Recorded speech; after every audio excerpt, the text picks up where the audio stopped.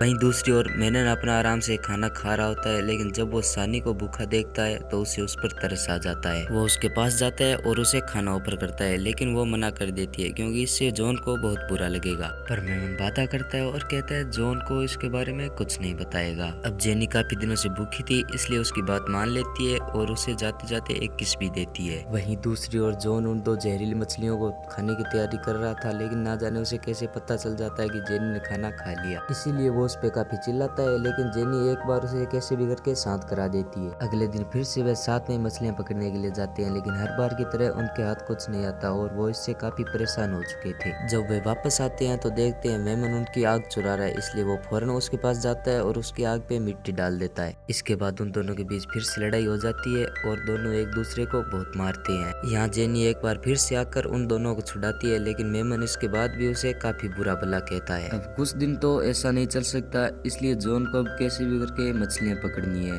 क्योंकि भूख अब बर्दाश्त से बाहर हो रही थी। इसलिए एक दिन वो जल्दी उठ जाता है और मेमन के चश्मे चुरा लेता है, जिसे पहनकर वो पानी की काफी गहराई में जा सकता है। लेकिन मेमन को इस बारे में कुछ पता नहीं होता है। जब उसकी आंख खुलती है तो उसे अपना चश्मा नहीं दिखता। इसके बाद होना क्या था, वो उसे एक नुकीला सिरिया लेके मारने जाता है, लेकिन उसे यहाँ पे जेनी रोक लेती है। इसी चक्कर में वह दोनों काफी करीब आ जाते हैं, लेकिन जेनी को डर था कि इसके बारे में कहीं जॉन को पता ना चल जाए। जब वो मछली पकड़ के वापस आता है तो देखता है सभी बहुत शांत बैठे, और जब वो मेमन को उसका चश्मा देता है तब भी वो उसे कुछ जवाब नहीं देता। इसके बाद उसे पूरा शक हो जाता है कि उसकी बीवी और मेमन के बीच कुछ ना कुछ जरूर हुआ है, और जब वो अपनी बीवी से पूछता है तो वो उसे सब बता देती है। इसलिए वो उस पर काफी चिल्लाता भी है और उसके बाल पकड़कर उसे सेल से बाहर कर देता है। ये सब मेमन देख रहा होता है और उसे बहुत बुरा लगता है, और वो फौरन जेनी के पास जाता है और उसे संभालता है। ये सब जेनी के लिए बहुत अजीब होता है, क्योंकि उसने कभी ऐसा एक्सपेक्ट नहीं किया था। और अब समय बीतने लगता है और देखते ही देखते 5 महीने बीत जाते हैं। अब इन्होंने अपने जरूरतों का सामान इकट्ठा कर लिया था। उधर जॉन ने भी काफी कुछ सीख लिया था और उसने अपना चश्मा भी बना लिया था, जिसे पहनकर वो समुद्र में मछलियां पकड़ता था। लेकिन इसे कैसे कोई अनजान टापू पर इतने दिन सरवाइव कर पाएगा, अब तो समय ही बताएगा। अब कहानी आगे बढ़ती है और जॉन एक दिन समुद्र में मछली पकड़ रहा था, तभी उसकी नजर पानी में पड़ी एक उल्टी बोट पर पड़ती है। वो फौरन नीचे जाता है और उसे निकाल कर लाता है। जब ये मेनन देखता है तो वो भी उसकी मदद करने जाता है, क्योंकि उनके पास एक ही रास्ता था यहाँ से निकलने का। लेकिन जॉन मेनन की कोई मदद नहीं लेना चाहता और वो उससे दूर जाने को कहता है। जब जेनी उसके पास जाती है तो वो उसे भी दूर जाने को कहता है। अब जॉन उस बोट को धीरे धीरे करके ठीक करने लगता है ताकि वो यहाँ से निकल सके, और ये सब वो दोनों भी देख रहे थे। और अब जेनी मेमन से कहती है क्यों ना हम उस बोट को लेकर भाग जाए, लेकिन मेमन ये कहता है ये कैसे मुमकिन होगा, वो तो हमेशा बोट के पास ही रहता है। लेकिन यहाँ कहानी में एक ट्विस्ट आता है। जब वो बात कर रहे थे तभी जॉन पेड़ के पीछे से उनकी सारी बात सुन लेता है और उनका प्लान समझ जाता है। जब मेमन अगले दिन एक बड़ी मछली पकड़ के लाता है तो जॉन उसे देखकर मछली पकड़ने चला जाता है, और उसी का फायदा जेनी और मेमन उठा लेते हैं और बोट को उठाकर पानी में डाल देते हैं। उन्हें भागता हुआ देखकर जॉन उनका पीछा करता है, लेकिन वो यहाँ से निकल जाते हैं।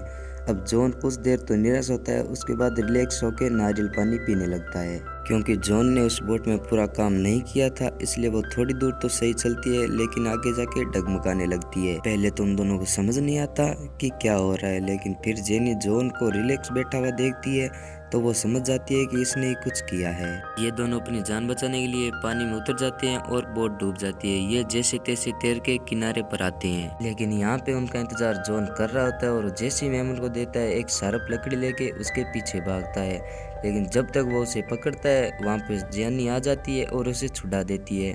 इसी का फायदा उठा के वो जंगल में भाग जाता है। लेकिन जॉन जेनी को पकड़ लेता है और उसे वहीं पे बंदी बना लेता है। लेकिन जब भी रात होती है तो मेमन वहाँ पे वापस आता है और उसे बचाने की कोशिश करता है। तभी जॉन वहाँ पे वापस आ जाता है और उन दोनों के बीच भिड़ंत हो जाती है। तभी जेनी अपनी रस्सी खोल ला लेती है और जॉन को धक्का देती है और वो दोनों वहाँ से भाग जाते हैं। लेकिन जब सुबह होती है तो मेमन की हालत खराब होती है और उससे तेज बुखार होता है, जिसकी वजह तो आपको पता ही होगी।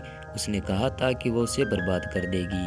अब जॉन उन दोनों को ढूंढने के लिए पूरी तैयारी में था और उन्हें वो पूरे जंगल में ढूंढता है और एक जगह पर वो दोनों उसे मिल जाते हैं। अब यहाँ पे जेनी उसे कहती है कि इसे बहुत तेज बुखार है और ये लड़ नहीं सकता, प्लीज हमें जाने दो, लेकिन वो उसे ही मारने लगता है। अब मेमन उसे देख लेता है और उस पे वार करने के लिए उसके ऊपर चढ़ता है, लेकिन तभी उसका बैलेंस बिगड़ता है और वो जाके जॉन के भाले पर गिरता है और उसकी वहीं पर मौत हो जाती है। अब आपको क्या लगता है, ये गलती से हुआ? जी नहीं, उसकी गर्लफ्रेंड ने मेमन के नाम की पहले एक गुड़िया बनाई और उसे भी उसी तरीके से मारा जैसे मेमन मरा है। इसके बाद जेनी के पास कोई ऑप्शन नहीं रहता जॉन के साथ रहने के अलावा। लेकिन यहाँ पे एक चमत्कार होता है, एक मछुआरा आता है और वो जेनी को अपनी बोट में बिठा लेता है और जब वो पूछता है कि तुम अकेली हो तो वो हाँ में जवाब देती है। लेकिन वो जाते जाते जॉन का लाइटर भी ले जाती है ताकि वो वैसे ही तड़पे जैसे उसने मेमन को तड़पाया था। जेनी बोट पर खाना खा रही होती है, तभी उस बोट को जॉन देख लेता है और जेनी को बैठी हुई भी देख लेता है। अब जॉन खुश होता है और वो सोचता है कि वो बच जाएगा, लेकिन ऐसा होता नहीं है। जेनी उस आदमी को बोट न रोकने को कहती है